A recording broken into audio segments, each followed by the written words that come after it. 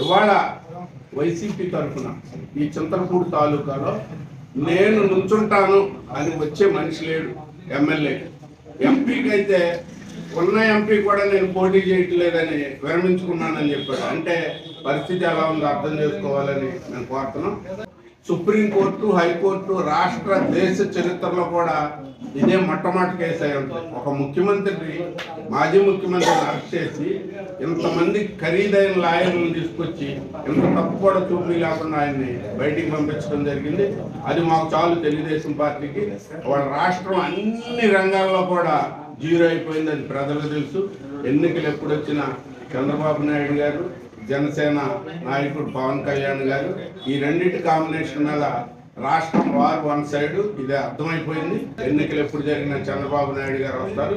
ఈ రాష్ట్రాన్ని మళ్ళీ గాడిలో పెట్టి మంచిగా పరిపాలన ప్రజలు ఏ రకంగా కోరుకుంటారో ఆ రకంగా చేస్తారు.